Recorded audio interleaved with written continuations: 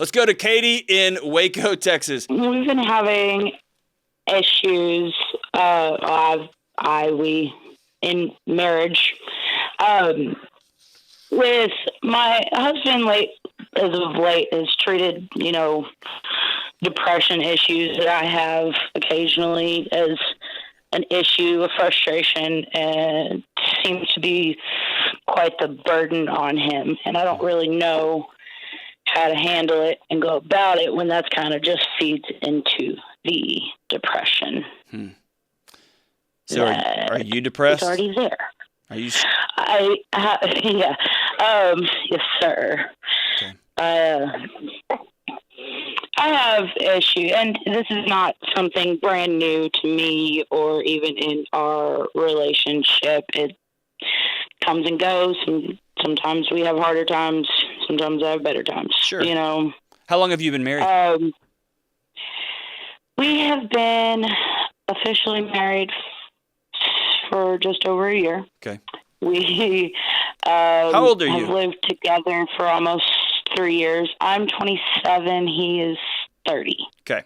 So I want to talk just about you for a little bit. Okay. How long have you struggled? How long have you been depressing? How long have you been struggling with depression? I mean,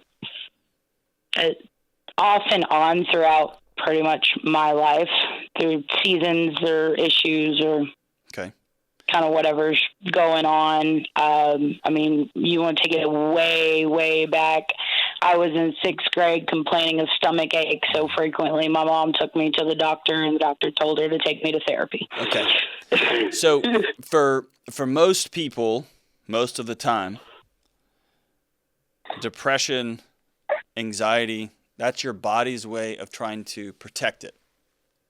And it doesn't always feel like it's helpful, but your body's doing the best it can to protect you. So what is your body still trying to protect you from? What in your past does it not want to deal with? What relationships are broken? It sounds like since when you were a kid. Well, yeah, I grew up in one of those homes. My parents divorced when I was young. Okay. My dad was an alcoholic. My mom rarely would have touched a drink. Okay. So. But you grew up in a disconnected house with disconnected folks, and doesn't mean they didn't love you. That doesn't mean they didn't try, but you were launched out, right? And your body's been doing the best it can to protect you for a long, long time, right? Yes, sir. And a lot of that protection, I'm just going to guess here, has something to do with some sort of withdrawing, whether it's somatic pains, which is nerd speak for your stomach hurts, your foot hurts, your head hurts, your back hurts, or whether that is disconnecting from relationships, from pulling back, right, from withdrawing. Am I on the right track here? Yeah. Yeah. So, a little context here. Okay. We do have, there are 4 little boys in our house. What ages are they? So, our new one is almost 4 months old, and I've got a 4, 5, and 7. 4, 5, and 7 in 4 months? Yes. How many of those are biologically yours? They're all mine. The new one is biologically his. The other 3 are not his? But he so graciously, and I mean, he is a good man. He is a very good man. I am not going to say he's like some terribly horrible person by any means. So I'm going to reframe your husband for you for a minute, okay? And I may be way off, and people accuse me of being too optimistic sometimes. But that guy loves you. Do you agree with that? Yeah. Does he love you a lot? I'd like to think so. Okay. No, don't do that. Does he love you a lot? Yeah. Okay. I think he does. He took on 3 of your kids. He has dated you for several years. He married you. He loves you. And there is nothing more painful in the world than watching somebody you love hurt. And when you have a depressive episode, when your body, for whatever is coming on in your environment, whether it's you got a 4-month-old, for God's sakes, or 4 kids, 7 and age under, in the middle of a pandemic, in the middle of a wacky city that's growing but not growing and kind of growing there in Waco, in the middle of a state that doesn't know what day it is sometimes, right? All of those things happening at the same time. And then some. And then some, right? And historical trauma that your body is still wrestling with. And your husband looks at the woman he loves more than anybody else in the world and sees her hurting, and it's hard to watch. And some guys, and by some I mean almost all of us, myself included, don't always have the right tools to know what to do when I can't run out and just strangle it, or I can't run out and write a mean letter to it to solve it, right? I can't go out and have a stern conversation with it, or whatever we were trained to do. And so sometimes that frustration that feels like a burden is simply a powerlessness that your husband has over the pain the woman he loves is feeling. Yeah. Right? And so I'm going to put him to the side. I'm going to assume he's a good guy trying to figure out what he can do, how he can help. And yeah, he's frustrated, and yeah, he's got X, Y, Z, and he's not going to say the right things. All those things, right, of course. The question I want to ask you is, do you want to be done with depression? Well, yeah. Who doesn't? Well, right? But it comes with a cost. And that's why I'm asking. And it may not be a conversation that you can complete on this call because it's going to be a more long-term thing. But if you want to be done, at some point you have to go back to that 6-year-old little girl whose dad didn't show up because he was drunk again, whose mom wouldn't touch a drink. She did all the right things, but was trying to protect you, and if you have any siblings, from an alcoholic dad, a 6-year-old who's still trying to figure out what she did to make her parents split up, and you're going to have to let that little girl go play. You're going to have to let her off the hook because she's still trying to protect you now. And as you have 4 kids, 3 by somebody else or more than one other person, the cycle is starting to repeat itself. And then in steps this guy that loves you. And that's when I ask you this. That's the stage I'm setting to ask you this question. Do you want to be done with it? Because if you want to be done with it, it's going to take some hard work on your part. And it means you're going to have to connect with people in a way that you probably don't have the skills to connect. And you're going to have to say, the same as you, like I want to learn Spanish. I want to learn how to knit.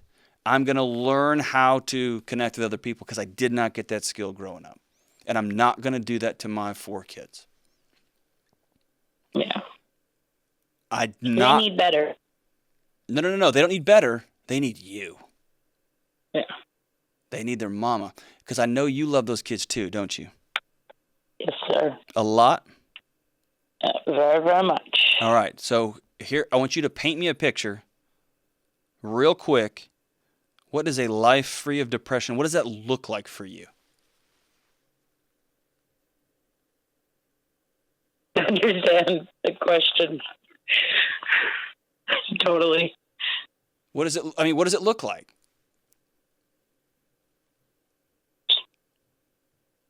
Peace. Yeah, there you go. I guess. Yeah. I'll paint you some pictures, okay?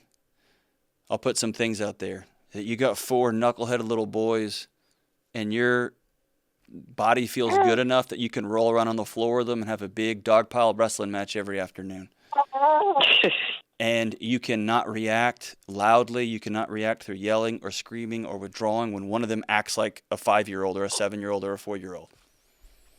And that you and your husband can have a budget meeting together. You can have a, hey, we're not having enough sex conversation together, and you can have it in a way that's not a fight, but just more of a, hey, I need you to lean in on this area more, and I need to lean on that area more. Or, hey, you've been working a lot of hours. I'd love just to have some time with you. I'm sleepy, and I'm just going to go to sleep with no meds, right? I'm going to take time to read a book, I'm going to do something that's not a Netflix special. I'm going to go for a walk out there by the river there in Waco. That's what I'm talking about. Not that you're not going to have sad days and frustrated days and angry days. But the word you gave me is peace. And here's the thing. If you learn how to not be depressed, which you can do, you're not going to be healed. You're going to be empty. You're going to have to learn some new skills. And if you go into this that way, if you lean into learning new skills, giving yourself permission to fall down and be graceful, let your husband know. Tell him to give me a call too, okay? But I want you to hear me say this, Katie. Those 4 little boys deserve this. That knuckleheaded husband of yours deserves this. And more than anybody, you deserve to let that little girl go play. And you deserve peace. Thank you. Do you believe me? Yes. Okay. So here's the deal. I'm holding you accountable to this. In 30 days, I'm going to email you back. I'm going to email you back, and I'm going to find out if you've gone to see a counselor there in Waco. I'm going to find out if you and your husband have sat down and had a conversation about what does healing look like? What are some things he can do, not to give you advice, not to get frustrated, but to start helping in the house, helping around the house? What are some little wins? What are some things you can start doing? I'm going to commit to taking a walk every day. I'm going to take my kids out for the walk. We're just going to go walk around the neighborhood. I'm going to commit because I'm going to be a steward of my body. I'm going to be a steward of my mind. I'm going to be a steward of fill in the blank. I'm going to go back and watch all these videos on YouTube of this show. I'm going to really go down the rabbit hole. I'm going to read or get audiobooks. I'm going to do the things. I'm going to begin to learn some of this stuff. And then the hard stuff, I'm going to start practicing it. So I'm going to put a note on my calendar, Katie. I'm going to email you in a month. I'm going to check in on you, see how you're doing. And I want you to be honest with me. But I believe in you, and I believe that this is the season that cycle is going to get broken.